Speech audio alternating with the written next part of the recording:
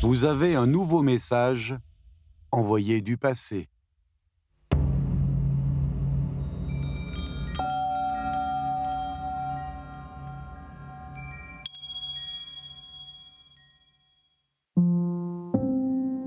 Il est venu au monde avec un visage rond et un sourire d'enfant.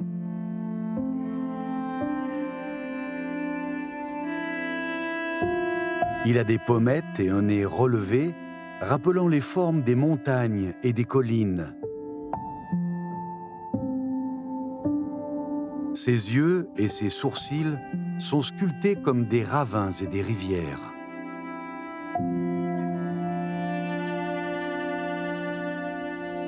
Les statues de Bouddha de Qinzhou datent des dynasties du Nord et du Sud, entre le 5e et le 6e siècle, à une époque où l'on creusait dans la roche de montagne pour y laisser les traces de la pensée humaine. C'est ainsi que sa première vie commença. La main droite se dresse devant la poitrine, la paume tournée vers l'extérieur. Il s'agit de l'Abhaya Mudra, geste symbole de protection et d'absence de crainte dans le bouddhisme. La main gauche est posée sur la taille, donnant l'impression que le bien-être circule de la paume jusqu'au bout des doigts.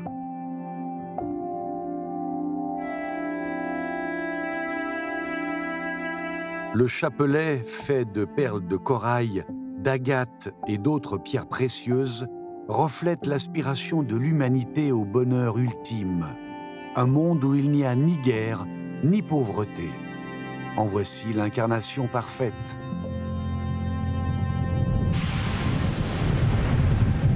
Cependant, avec un nouveau regard, on distingue une tristesse dissimulée derrière son sourire.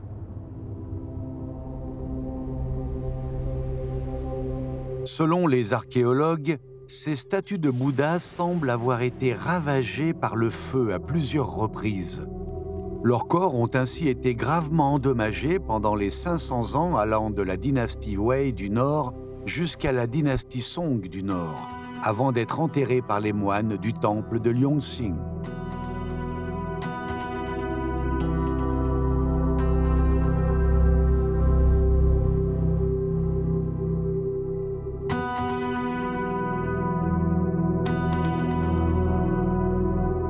Sous la surface du sol, ses membres se dégradaient peu à peu.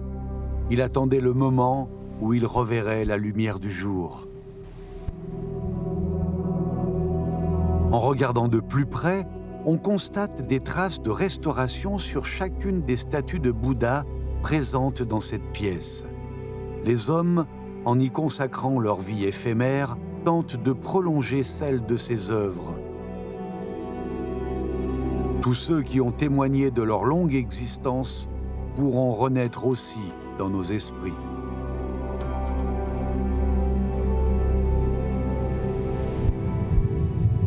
« 1500 ans se sont écoulés, et au cœur de ces sculptures est enfouie une part des personnes qui ont croisé leur destin. Certains ont été témoins de l'instant où la couleur de sa robe de cérémonie est passé du rouge vif au rouge pâle, tandis que d'autres étaient présents lorsque les feuilles d'or couvrant son visage sont tombées une à une.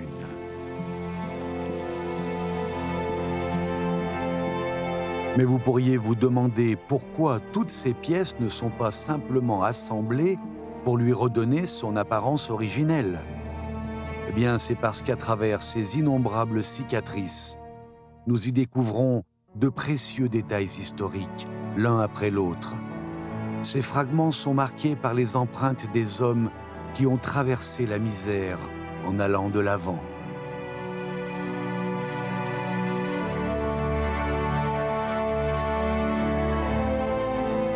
C'est en pleurant que nous venons au monde, mais il est possible de le quitter avec le sourire.